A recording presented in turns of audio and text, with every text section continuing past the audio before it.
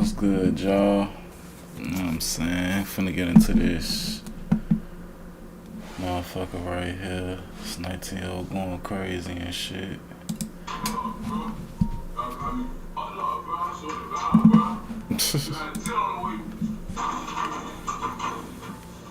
Ah, damn, nigga.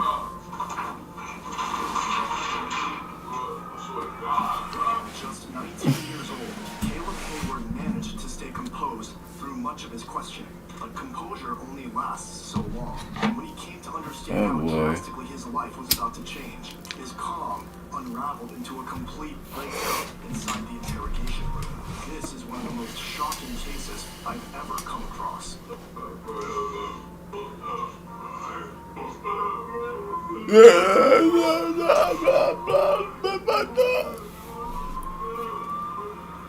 On December 6, 2016, in Orlando, Florida, a recording studio inside a small apartment complex became the scene of a violent home invasion. Two men were ambushed at gunpoint.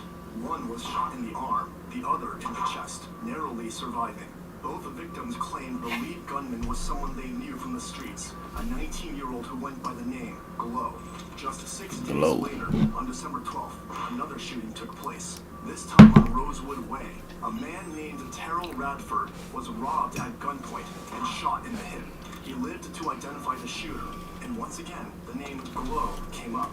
That name led detectives to Caleb Hayward, who had already served time for armed robbery and had only been out of prison for 2 months. Damn, your name hot. On December 13th, detectives brought Caleb into interview room 6 at the Orlando Police Department. What followed is an interrogation that started with Caleb half asleep in his chair and ended with him in tears, begging not to be sent back to prison. Too late for all that shit. The fuck, nigga? Mr. Hayward. Hello. Wake up, man. Are you awake? I'm here by the chair. Yeah, Wake your ass up, motherfucker. how are you? You want some water? Caleb! Wake up! Your ass up, man. You alright?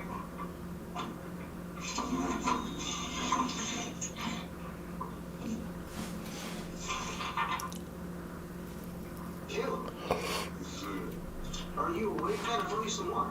You can raise up your right hand for me. Do you solemnly swear or affirm that the testimony you shall give in this case shall be the truth, the whole truth, and nothing but the truth? You swear? Okay. So, before I get started, today's date is December 13th. Goddamn ass, man. I'm about this shit, though. Detectives Crudo and Javier began about the that interview shit. with procedure by reading him his rights. Caleb agreed to talk, insisting he wasn't under the influence of anything. But from the very start, Caleb looked groggy and unfocused, drifting in and out as if staying awake was its own struggle. In truth, this was a young man who had already managed to sleep through every warning life had given him. Caleb, wake up, man. Stay I over ain't here. supposed to been up. Do you have any idea why you're here? No. Okay, are you interested to know why you're here? Are you sure? So you gotta try to stay awake and talk to me. Huh? He said, well, I'm going home. What the Well, that's what I'm trying fuck, to talk to you about, but if you keep falling asleep and nodding off, okay. Look at me, I'm gonna read you your rights. You read your rights up to you? You have the right to remain silent, do you understand? Is it yes or no? Yes. Seeing how unwilling Caleb was to give straight answers, the detectives shifted their approach. Caleb, you want to talk or not? I do. Okay, so Boy, he off the shits or something? What the fuck wrong with his ass? You're right, listen to me, so you understand. Stop falling asleep. Alright, come on. They got time to play that game. I need to go home. Alright, well, listen to He me. talking about going home, boy. His ass ain't going home, nigga. That's a yes or no. You gonna smoke somebody. Take it up so we know you understand. Yes, sir. Okay. Okay, shake your head no. Okay, you have been threatened. Okay. So you have no idea why we're here. At all. So tell me about how did you end up here today? Because you didn't drive down here, you were in handcuffs, right? My mom didn't drop me off. My still was. Boy, his ass sound crazy, How though. did you come across the Kinda sound off. Tell me about what happened. Oh, cuz I got called, don't know. He sound off though. Like, probably got a mental problem, some shit. You gotta speak. You want some more water? Then I'm asking if you want this.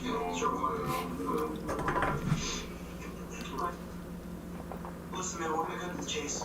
Because I don't know if you're tired or what's going on with me. You seem like you're almost like you're talking. But where were you last night around 10 o'clock?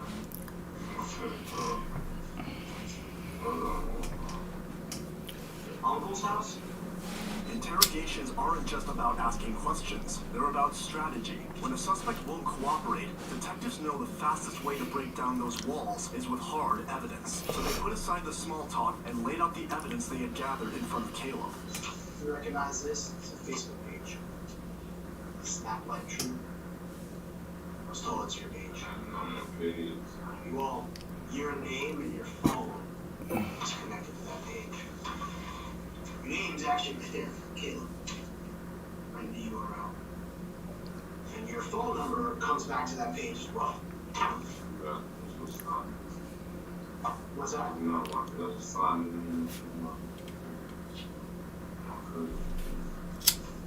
Well, it's connected to you, so I don't tell you anything, right? Okay.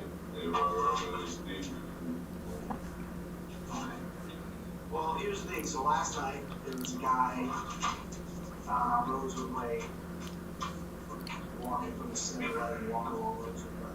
I near the bus stops, there, the small bus stops, you know what I'm talking about? Right, he was over by the grass, and he said that you guys spoke for a little bit. You remember meeting him? I'll show you a picture of him. I help you.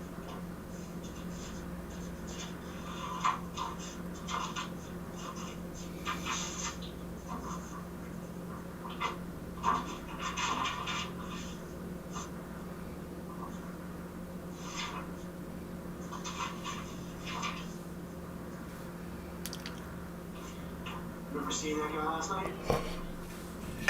Do you remember seeing him? What do you know about him?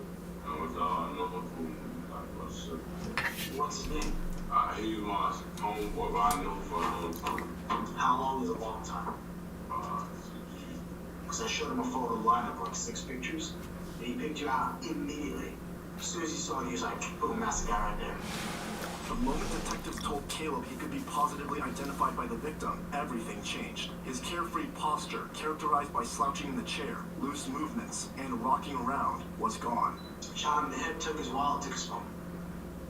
So what I'm trying to find out from you is, I don't have a doubt that you're the one who did it. I know you did. What I want to know is, he told me, and this is G shit, this is true. He said he never met you before. He said he kind of recognized you. Man, you better not say shit. I ain't do it. I don't give a fuck. I'm like, I ain't do it. Nope. I ain't do shit. And that's what this is about. But I need to get your side of the story, because right now all I got is his saying, hey man, Caleb shot me in the head, took my wallet, took my iPhone's an LG phone. Now, his body went rigid, with arms folded tightly across his chest. It's a classic defensive posture, and interrogators know it well. When a suspect closes off physically, it often means they feel cornered. Caleb wasn't just hearing the evidence, he was reacting to it. His body language betrayed what his words refused to admit.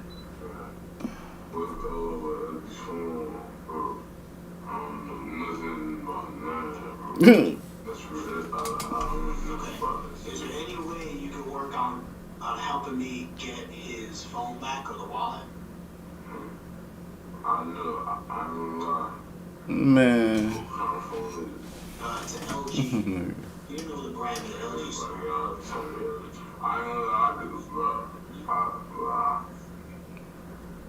What does that sound? Tired. You know people? Well, I don't know what that means.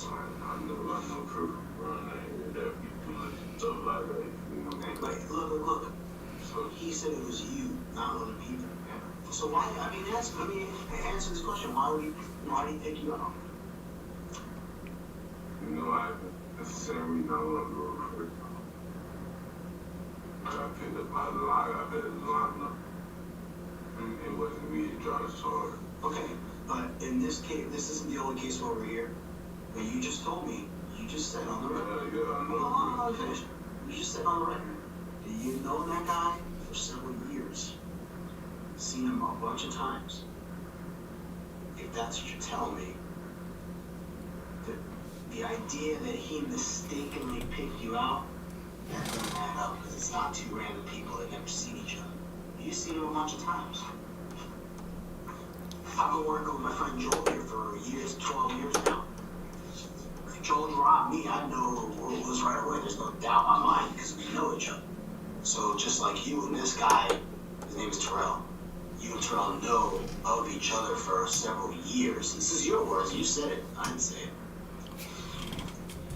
Don't sit here and try to tell me you don't know nothing about nothing. When a suspect refuses to I don't know nothing about nothing. detectives often do it for them. It's a classic technique that offers a plausible explanation of what may have transpired. Not because they know it's true, but because they want to see if the suspect grabs onto it. So the detectives suggested a scenario Caleb could live with. Maybe the shooting on December 12th wasn't cold-blooded robbery. Maybe it was self-defense, where a bad situation spiraled out of control. Eventually, when enough people look at it, what do you think? I'm like, man, I ain't do shit, bro. It was self-defense, folks. When they read everything and they go, okay, Mr. Hayward admits that he's known this guy for a couple of years, seen him around the neighborhood plenty of times, they've talked and hung out and whatnot. And then this guy, his name is Radford, Mr. Radford. And Mr. Radford says, yeah, I was walking and this guy freaking Caleb pulls a gun on me, takes my stuff, shoots me and runs away. You think that they're gonna believe you if you just go, that was me? Police in this department's over, they say around town. I'm sorry, you gotta be clear. They said, bro, the whole time police was over in the next section of the park. What are you talking about? Police were there yesterday? Down. Yeah. So where were you? I was let off. Where were you? The apartments across from Missouri. How did you know there were police out there? Because somebody else said, they said no guard up. That's all. Still not I happening. ain't gonna lie, so I'm gonna tell you, sir. God damn. Alright. What about, let me ask you, let's show you another picture of somebody. This guy says that you know him. He runs a little recording studio out of his apartment there, right in that area. This guy here, you ever seen him before? Because he says he's known you for a long time as well. Last week on the 6th, which I think was Monday night, Tuesday morning, early Tuesday morning, he said it was you and 3 other guys with different street names. He said your street name is Glow. Yeah. And another guy named Hop. Nah. Your boss. Nah.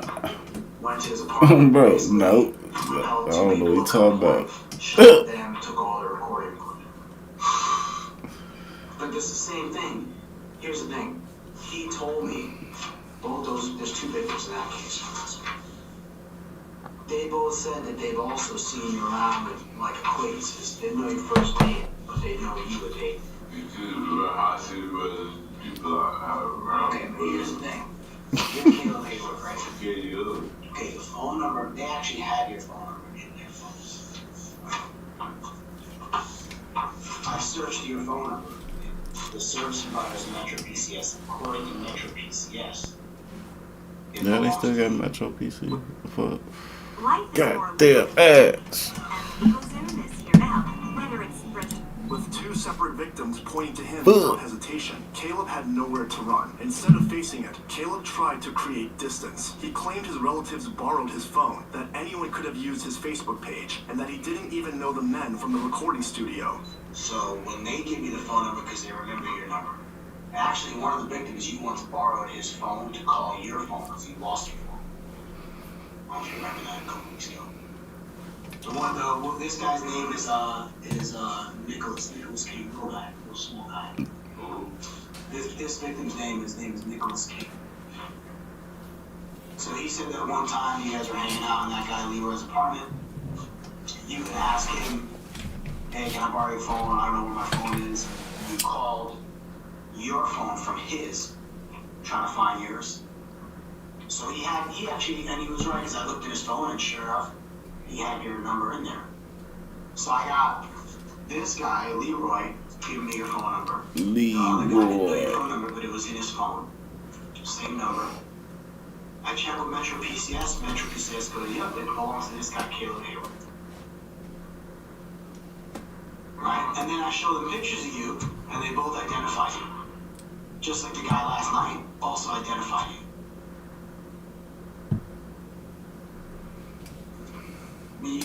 For you to sit here and try to tell me that you don't know nothing about nothing, yeah, go ahead and roll with that. You can go to prison for a long time. But I'm trying to give you an opportunity here that if there's more of these stories, no, you're gonna squeal. Like I said yesterday, I think maybe it was more of a self-defense thing. That's what I'm trying to figure out. Because the guy that was shot last night was no angel, right? He done some dirt in the past and stuff like that. So what I'm trying to look at is if it was self-defense, maybe he tried to roll you. Did something that spooked you, and then you shot him in self-defense. And if that's the case, hey man, let's go forward from there. But we gotta be mad. I mean, we gotta be real about it. We can't just sit here and play this I don't know nothing game. Because so far you got people that you even admit, at least with that guy, you've known him for a couple of years. I mean, it doesn't make any sense to how would he, if he's known you for a couple of years, well, how would he like mistakenly pick you out? I'm saying, like, you're talking about before I worry, none of that will keep me out of this. No, I'm gonna tell you what it could help though. Right now, I'm gonna show you this. So the case with this guy, the guy you know for a couple of years, right?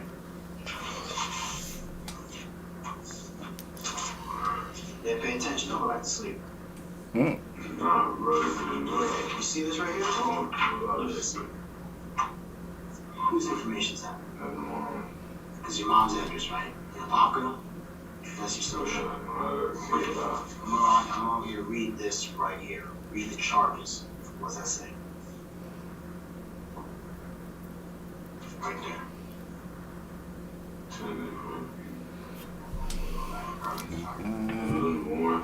Yeah, these are warrants. I wrote these warrants. Actually, early this morning. This is the bond. This is judge's signature. This is the bond. 0. Robbery 0 means there's no bond. Right? What I'm trying to make you understand is if you want to tell me that it's self-defense, tell me your side of the story. Right? I can admit this before you even get to the jail. Depending on what you tell me, maybe I can make it go away and then charge him. Keyword, maybe. But based on what you're saying right now, I can't help you. However, when the conversation shifted to the shooting on December 12th, Caleb's wall of denial began to crack. To confront Caleb directly, one of the detectives shifted his chair closer, closing the distance in the small interrogation room. By shrinking Caleb's space, the detective increased the pressure, forcing him to feel the weight of authority right in front of him. Look at me. Here's the deal. At this stage of the game, right, if it's self-defense, that needs to come out now. Because this is your opportunity, and you have 2 detectives. We're here for you to talk to you. That's all we're here. Bullshit. I don't need to talk to you. They trying to lock your ass up, nigga. No, finish. Do you have any idea where his phone is? Did you give it to somebody? Did you throw it away? Like, where is it? Shockingly, it seemed to have worked. Under the pressure, Caleb finally admitted what he had been avoiding all along. He knew the victim, Terrell Radford, from the neighborhood. That admission alone shattered the foundation of his earlier denials. It was self-defense, bro, but that shit was being time, bro. But when it was self-defense, Uzi, bro, on that shit. You saying he was on that meeting while he was high? Oh, he was on Flocka? This is just both of us. He was up there shit. Sure, this is what we're talking about. So for the record, this guy, his name is Shit, he probably off that shit too. Shit, what he talking? What is it? You said he was on Flocka? Yeah, bro, that shit, Flocka. So what did you guys talk about? Shit, I don't realize talking about was talking to us, we was walking the cut. And then bro, I shot him. Did he pull a gun on you? Yeah. Okay. So, can you tell me that at that point he pulls a gun on you, you're in fear for your life, so you shoot him back? Okay. Was it that gun right there? No. Was it a different gun? Can you describe it? Was it silver or black? Black? Was it a revolver or something? That's a revolver. Okay. And this Facebook page, did you make this? No. This is not Okay, that's fine. Here, look. Here's what I'm gonna do. Look. my girl having pigs. Look. Put it next to it. My girl, she be having my pigs. Is this you right here? Yeah, that's me. Is this you right here? At first, he tried to hold the line, insisting he had no role in the shooting. But with the photo lineup in front of him and Radford's statement matching it point for point, Caleb gave way. Now, his story shifted. He claimed it was self-defense. According to Caleb, Radford was high on flakka, a dangerous synthetic drug, and had pulled a gun on him first. Caleb insisted he only fired back because he feared for his life. But there was a problem. Radford described being shot with a silver revolver, whereas Caleb claimed he used a black semi-automatic. A detail like that matters, and the detectives knew the stories didn't match. See, this guy, he's high on flakka, right? You guys are just talking, whatever you're thinking, or what, you know this guy for a while, you're good with him, right? You want to get some more? He was asking you for flakka? Why is it, do you sell it or something? No. Okay. He's asking you where he can get it? Okay. He's like, I guess he's like, yeah. So then, he draws a pistol on you, Yes. you turn, you shoot at him? Okay. Whatever happened to his phone and his wallet, because that was definitely gone. I don't find it. Right. Okay. Do you remember where you shot him? Did you see where you shot him? You see what happened to him if he fell? But you definitely shot him in self-defense. What hand did you use? I used The right hand? So were you like looking over your shoulder as you turned away, or were you facing him like that? Like if he's the guy, Terrell, right? He's on flakka, he's high as a kite, I'm afraid. Am I doing this, like this, or am I doing this as I'm running? That one? Okay. So you're shooting with the right hand, as you, how many rounds? I never gun, I didn't know, you feel me? I know it's something Alright, man. Well, look. And I ain't trying to go back by that dealing with, bro. I never So when this happened, where'd you run to? I'm in school, I'm watching Oh, what's the address there? Do you know? Yeah. What's that address? 170. What is it? Apartment number 170. You get back to him, you went back to Holly's house, and what happened when you called the police? I didn't call the police, bro. Wait a minute. I was Wait, he's scared you, right? You're defending yourself. Why'd you call? I was scared, bro. But how come, but if you're afraid and you're home, why not just call us when we come out, investigate, take you to jail, you're good. Bro, You're a free man. I was scared, bro. You really think I'm going to tell you my record, bro? You really think I'm Alright. Feel me? Alright, now look, I appreciate Feel you on me? that one. We're looking to talk to that guy again and we'll see what he has to say. That's that case, but I told you there's the other one here. This guy right here, you sure you never seen him?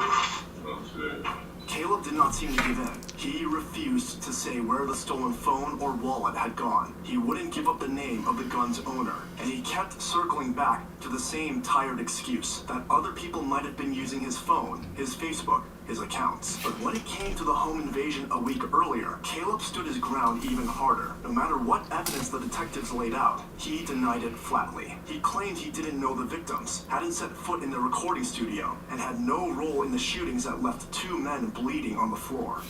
Got that slumped over and shit. I'll tell you his name that he goes by. He goes by the name of Quinn. Remember that name, Quinn?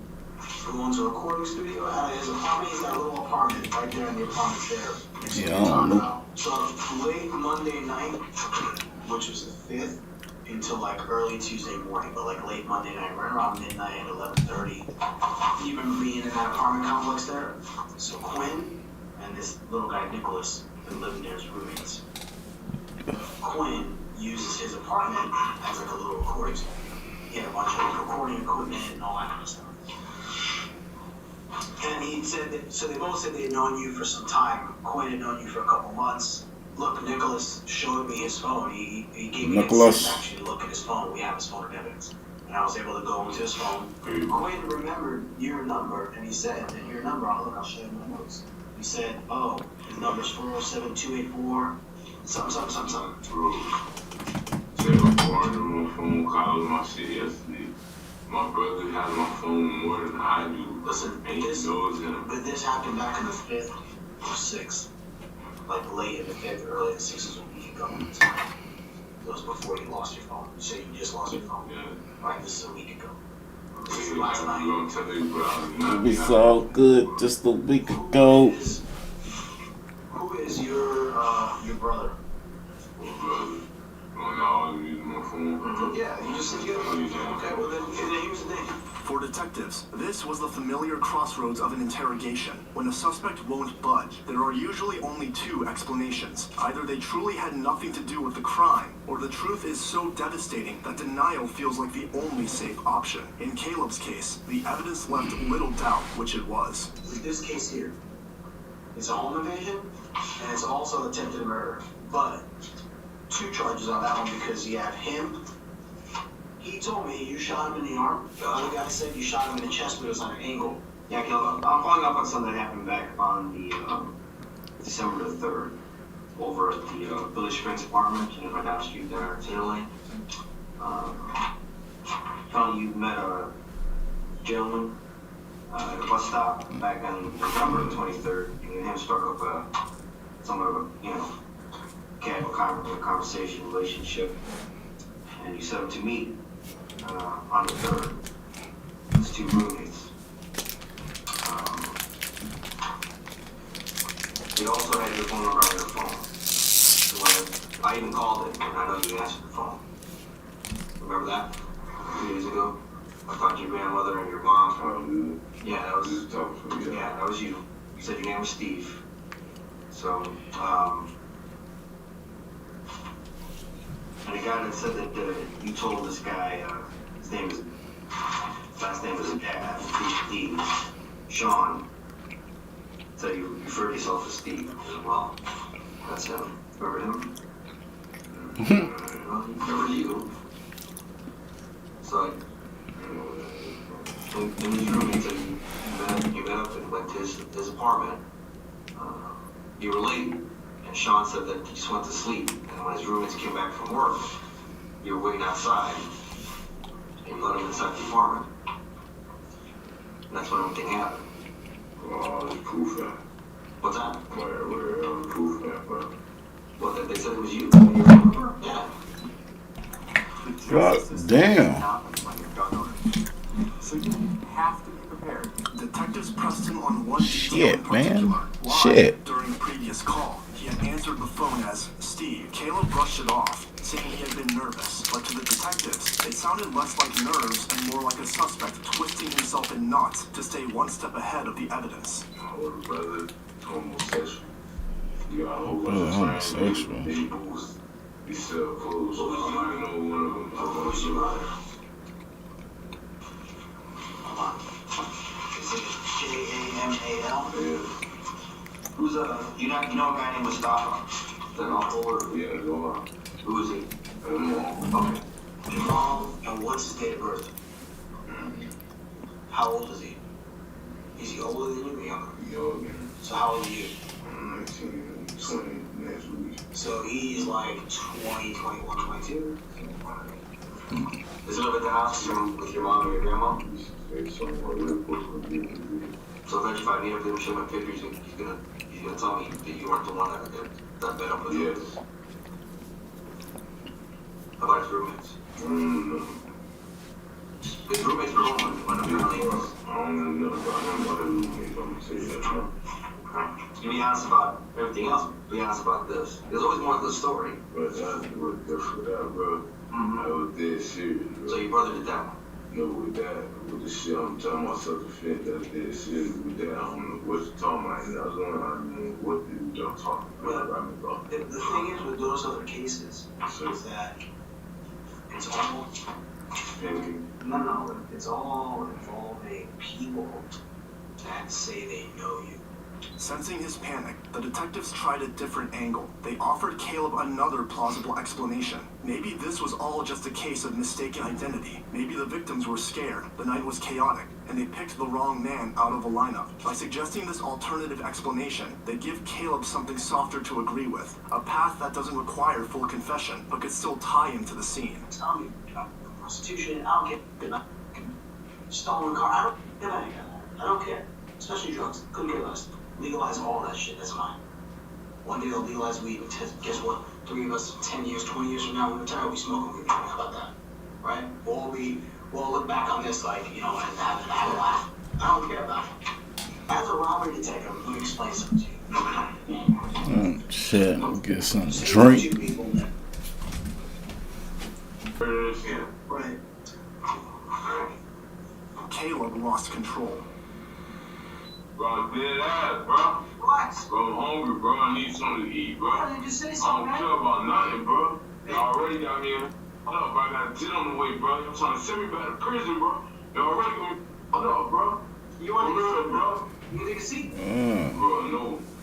Take a seat. Do what y'all gotta do, bro. I don't care. Tase me, bro. Shoot me. I don't go fuck no more, bro. Do what y'all gotta do, bro. You ready to crash out? Y'all got me. Hold up, bro. I swear to God, bro. Sit on the way. Oh, man.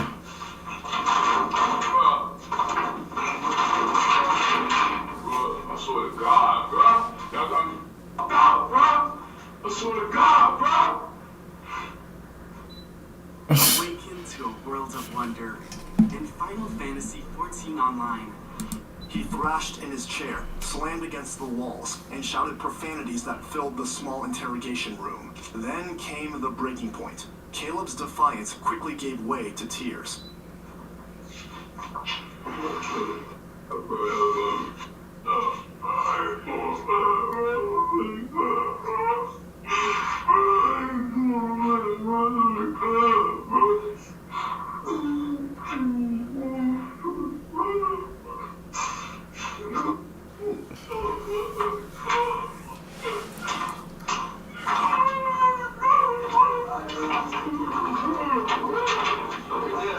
Don't resist.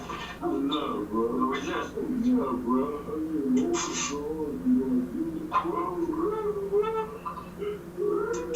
Niggas sound retarded as hell. Niggas sound stupid.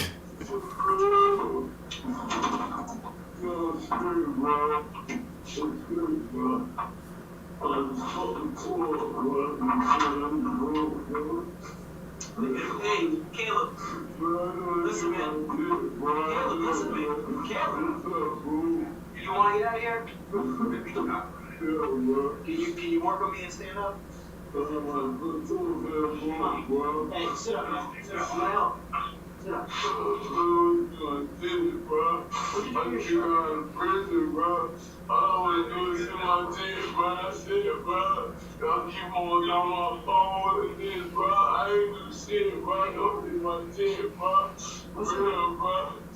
Caleb, we're gonna get you out of here. We gotta get you in jail and get processed, okay? Get you out. He gotta get you out of here, motherfucker. Acting up.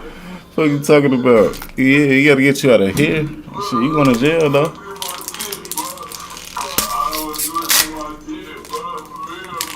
Yeah. You mind if I take some pictures of you? Okay, you can sit down. You can sit down.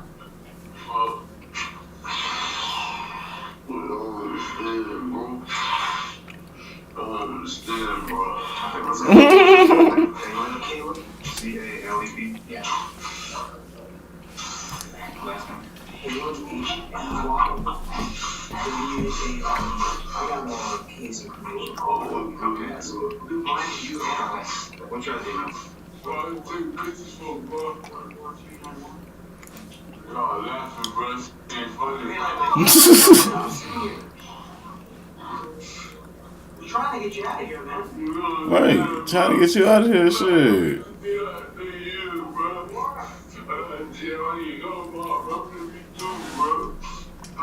You're the son? Is that what you're telling me? Me being here, bro, everything up, bro. Cause she told me, once you go back in, bro, no, you never see your kid again, bro. But y'all care about that, though, bro. Y'all care about, bro. Shit, you should have did the shit, nigga. Now you wanna say, yeah. Yo, that's crazy. What gun y'all got, bro? Y'all really thought when they come out of prison, bro, they go right back to prison, bro. You should have did this shit, motherfucker. It happened, bro. I don't want to see my dead, bro. Yeah, bro. Through the tears, he confessed what truly haunted him. Not just the fear of going back to prison, but the thought of never seeing his unborn child. He cried that he had a baby on the way, and that prison would take even that future from him. Nigga, you took it away. The name Glow disappeared. The bravado was gone. What sat in that interrogation room was no longer a gangster, but a terrified 19-year-old, realizing his freedom and the life he thought he had just been taken from him. Bro, I want to see my kid, bro. Real, bro. I know that he, bro. But my daddy wasn't there for me, bro. You feel me, bro? But I cried. My daddy wasn't there for me, bro. And I don't want to be there for my kid, bro. Bro, too, bro. What's his name? I don't know, bro. She not trying to let me see her, bro. I told her that she don't want to see me like this, bro. What part of town? See me, bro. Bro, Levi Street, bro. At 5:13 p.m., they arranged his transport. 19-year-old Caleb Hayward, street name Glow, is just days from turning 20 and was on his way back to jail. This time with charges that could keep him there for decades. For the December 6th home invasion, he was facing armed robbery with a firearm, attempted first-degree murder for the shooting of Nicholas King, and aggravated battery with a firearm for the injury to Quinn Leroy. For the December 12th street robbery, he was charged with armed robbery with a firearm for taking Radford's phone and wallet, aggravated battery with a firearm for shooting Radford in the head, and possession of a firearm by a convicted felon, since Caleb had only been released from prison 2 months earlier. These weren't charges a lawyer could negotiate down to probation. These were life sentences waiting to happen. In Florida, armed robbery with a firearm alone carries a mandatory minimum of 10 years. An attempted murder can hold up to life. And with no bond, Caleb wasn't walking out of that jail anytime soon. If you enjoyed our production, watch this next one, and don't forget to subscribe. Damn, chat. Producers, Fucked this up. helps you finish your tracks way faster. Well, that's it right there.